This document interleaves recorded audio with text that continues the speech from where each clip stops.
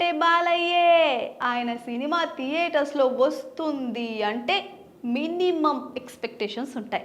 అసలు బోయపాటి సింహ సినిమాతో గట్టి కంబ్యాక్ ఇచ్చాడు. తరువాత కూడా కొన్ని సినిమాలు ఫ్లాప్ అయినా మరీ అంతగా నిరాశపరచలేదు. తరువాత శ్రీరామరాజ్యం, వాళ్ళ నాన్నగారి బయోపిక్, ఇంకా లెజెండ్, డిక్టేటర్, గౌతమిపుత్ర శాతకర్ణి, పైసా వసూల్, ఇలా మంచి డీసెంట్ సినిమాలే వచ్చాయి. ఇక నెక్స్ట్ బోయపాటితో చేసిన మూడవ సినిమా అఖండాతో అసలు మామూలుగా లేదు బాలయ్య క్రేజ్. ఎలా అయితే బుల్లితెర ప్రేక్షకులకి అన్స్టాపబుల్ షోతో మంచి హోస్ట్ అయ్యాడో, అలా వీరసింహారెడ్డి ఇంకా భగవంత్ కేసరి సినిమాలు కూడా మంచి హిట్స్ అయ్యాయి. ఇలా బాలయ్య టాప్ ఫామ్లో ఉండి లేటెస్ట్గా వచ్చిన డాకు మహారాజ్ ఏమీ నిరాశపరచలేదు. పాత స్టోరీ అయినా బాలయ్య అలా నరుక్కుతూ ఉంటే వచ్చే కిక్కే వేరుపా.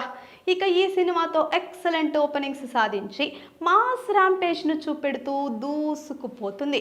ఇప్పుడు ఆల్మోస్ట్ 4వ రోజున సాధించిన కలెక్షన్స్తో వరల్డ్ వైడ్గా 98 to 100 crores రేంజ్లో గ్రాస్ మార్క్ని సొంతం చేసుకుని సంచలనం సృష్టించేసింది. టాలీవుడ్లో సీనియర్ హీరోలో ఎక్కువ సార్లు 100 కోట్లు గ్రాస్ మార్క్ని అందుకున్న మెగాస్టార్ చిరంజీవిని సమన్ చేసేశాడు. కానీ ఇక్కడ చిరుకి కూడా దక్కని రికార్డును సొంతం చేసుకున్నాడండి మన బాలయ్య.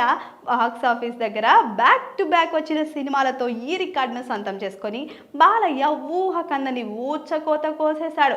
బాలయ్య నటించిన అఖండ, వీరసింహారెడ్డి మరియు భగవంత్ కేసరి సినిమాలు వరుసగా 100 కోట్ల మార్క్ని దాటేసి హ్యాట్రిక్ నమోదు చేయగా, ఇప్పుడు 4వసారి 100 కోట్ల గ్రాస్ మార్క్ని డాకు మహారాజ్ సినిమాతో సొంతం చేసుకొని సంచలనం సృష్టించాడు బాలయ్య.